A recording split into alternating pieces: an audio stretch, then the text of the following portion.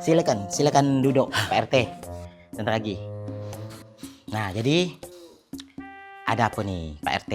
Jadi begini Pak Kadus, Tante Ragi ni protes. Kata dia juri lomba karaoke antar RT tu ngakal, tak ada objektif. Emang gak iya ngakal kata kowe? Masalah aku ni tak dapat juara sama sekali. Pak Kadus kan tahu suara aku ni bagus. Takkan pula tak ada dapat juara sama sekali? Kan Pak Kadus dengar sendirilah. Apa kata dia? Jadi begini, Tante Ragi. Kalau soal itu bukan ranah saya. Saya ni sebagai kadus hanya penyelenggara saja. Soal yang menentukan juara, yang menentukan juri, itu semua saya serahkan kepada panitia. Dan saya yakin juri yang ditunjuk panitia pun itu sudah pasti kompeten di bidangnya. Pak Kadus jangan nak lari dari tanggungjawab kata kowe.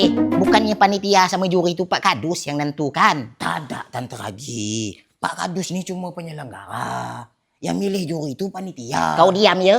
Aku bukan ngomong sama kau. Dah, jadi begini, Tante Ragi.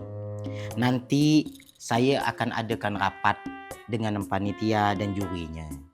Nanti saya akan cari solusi serta jalan keluarnya seperti apa ya. Setuju Pak Kadus. Bagus kita rapat ya. Aku tidak mau tahu pokoknya kata kowe. Aku mau tanding ulang. Minimal aku harus dapat juara. Takkan mungkin pula macam aku ni tak dapat juara. Minimal juara lah kata kowe. Suara bagus-bagus macam aku ni tak dapat juara tak masuk akal. Kan nampak juri tu ngakal. Tahu gak aku yang salut dengan suara aku seorang?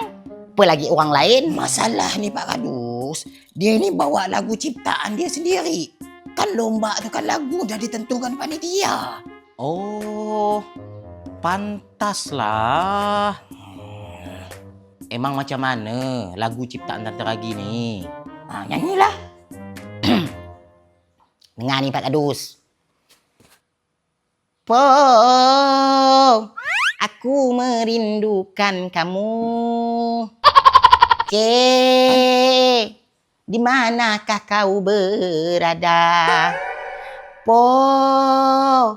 Pujaan hatiku. Datanglah kepadaku. Sekarang Pak Kadus tanyalah apa judul lagu dia tu. Tanya ya seorang.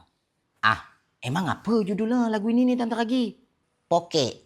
Astagfirullahaladzim. Kan aku dah ngomong.